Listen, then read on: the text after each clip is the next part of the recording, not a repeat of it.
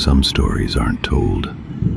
They awaken on their own. Welcome to Whispers.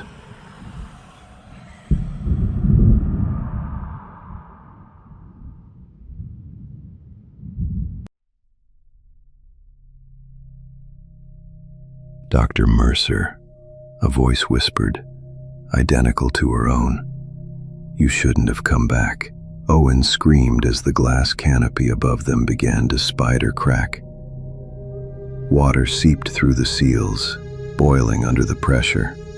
Elaine reached for the abort lever, but it snapped off in her hand.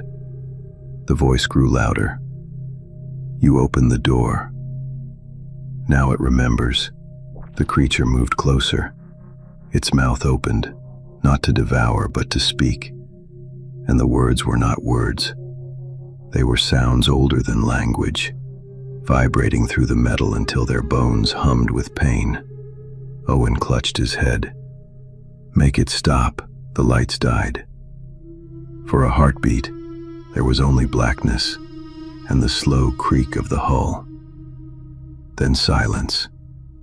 2 days later, Erebus 9 was found adrift by a Taiwanese fishing vessel. The deck was empty. No signs of struggle. No bodies. Only the research log still running, endlessly repeating the last entry. Signal identified as intelligent. Door opened. Awaiting contact. Weeks passed. The ocean was calm again, until the buoys began to ping once more. The same pattern, spreading wider each day. From the trench, to the Philippine basin, to the coastlines of California. Boom, boom, boom. Every frequency the same. Every pulse perfectly synchronized. In Tokyo, seismologists noticed something worse. The pings weren't bouncing off the seafloor anymore. They were coming through it. Deep below, the thing that had slept for centuries was rising. Not fast, not yet, but steadily, patiently. And somewhere, thousands of meters under the Pacific, the lights of an ancient city flickered back on. One by one. Dr. Elaine Mercer's dive footage was recovered a month later from a crushed black box washed ashore on a Micronesian beach. The final frame showed her face illuminated by blue light, smiling faintly, as if she'd seen something beautiful. Behind her, through the sub's cracked viewport, a silhouette moved, enormous, formless, watching. Then the feed ended. Even now, deep sonar occasionally catches fragments of the same transmission. But no vessel dares approach the coordinates again. Some claim it was an alien craft. Some believe it was the first civilization, the one the ocean chose to forget. But oceanographers studying the signal noticed one impossible detail. The pulses form a perfect pattern matching a human heartbeat, slowly accelerating, as if something below the Pacific is waking up. What had looked like a single wreck on the sonar was actually a city. Massive metallic spires tilted in the silt, covered in fossilized marine growth. Bridges curved between them, impossible geometries defying logic, as if the builders had designed for a gravity that no longer existed. Elaine's voice was barely a whisper. "This isn't a ship. It's a colony." Their headlights passed over something huge, a circular door embedded in the seafloor, surrounded by spirals of carved glyphs, the same ones from before. In the center, a single figure floated upright. It looked human, or what was left of one. The suit was old, marked with a faded insignia. USNAVY, 1971. Impossible, Owen muttered. No record of any dive that deep in the 70s. The body's eyes were open. The helmet glass reflected their light. And then it moved, slowly, deliberately. The corpse raised one gloved hand and knocked on the glass. Elaine, back us up. But the sub refused. Controls jammed. Every instrument flashed the same words. Opening sequence initiated. The seafloor trembled. The circular door beneath them began to rotate, silt spiraling upward like smoke. A column of light burst from the center, illuminating the entire trench in eerie, pulsating blue. And from inside, something vast uncoiled. The light revealed scales, plates, limbs too large to count. For one brief instant it resembled a serpent, then a machine, then something that could be both. Its surface shimmered like liquid metal, eyes reflecting no light at all. Elaine felt it looking through her, not at her face, but her memories, peeling them open like pages. The radio. In the middle of the Pacific, where satellite maps fade into dark blue and sonar returns nothing but static, a research vessel named Erebus 9 drifted over an anomaly no one could explain. The coordinates had come from a Japanese weather buoy, a single ping, unlike any known submersible signature, pulsing from nearly 11,000 meters below.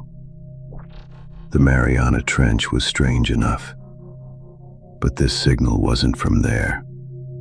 It came from a flat stretch of seabed that was supposed to be featureless. Dr. Elaine Mercer, a marine biologist with a habit of ignoring her own fear, leaned over the console and whispered, "It's too deep for any known vessel." Her partner, sonar technician Owen Park, frowned at the monitor. The signal was rhythmic, not mechanical, not random, like something alive trying to imitate a distress beacon. By dawn, they had decided to send down Nereid, an autonomous probe equipped with high-pressure cameras. It descended past the twilight zone, its lights carving a tunnel through drifting snow-like plankton. At 5,000 meters, the water turned blacker than oil. At 7,000, static began to hum through the feed. At 9,800 meters, the cameras froze, then flickered back on. They weren't looking at sand. They were looking at metal. A vast, curved surface extended into the dark, pitted, ancient, covered in what looked like coral, or perhaps bones. The hull was cracked open in places, leaking faint blue light, as if something inside still breathed. Owen whispered, "That's not a ship. Not Imagine. Not any kind of ship." "I know." Dr. Mercer's voice trembled. "Pull the data.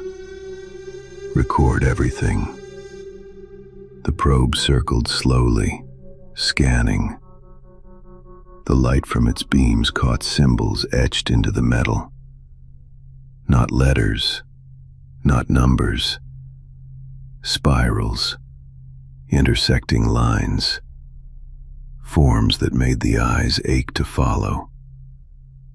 Then the beacon pulse came again, louder, as though the structure itself had awakened. Boom, boom, boom.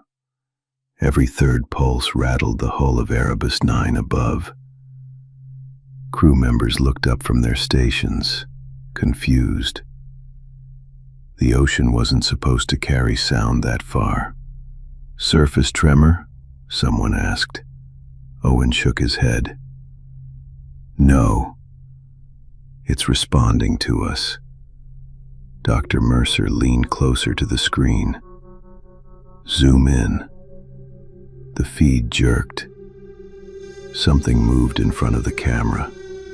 Fast, fluid, and pale. Not fish. Not anything that swam like one. The shape brushed past the lens, and for a split second, a face appeared. Human eyes behind a translucent film, mouth open as if screaming in water. Then the signal cut. Nereids offline, Owen shouted. The console filled with distorted static, each burst whispering fragments of a voice. Help. The door. Open. They stared at each other. The words were in English. Dr. Mercer ordered a retrieval, but the winch jammed halfway. Pressure sensors went wild. The steel cable snapped, vanishing into the black. At midnight, the beacon pulsed again, but now it came from directly beneath them. The next day, Elaine made the decision no sane scientist would. A manned descent. The Bathys 3 submersible was barely rated for 10,000 meters, but she insisted. Whatever's down there, it's older than our civilization. Maybe older than the planet we know. Owen volunteered to go with her. You'll need someone to keep the comms steady, he said, forcing a smile. Neither believed they'd make it back. The descent began under a violet dawn. The surface light disappeared within minutes, replaced by a glowing depth gauge ticking lower and lower. Inside the sub, the air was tight, filled with the sound of oxygen pumps and their own breathing. At 6,000 meters, the water temperature dropped to near freezing. At 8,000, a faint hum filled the hull again. The same rhythm as before. Boom, boom, boom. At 9,300 meters, the blackness turned faintly blue. At 9,600, structures appeared.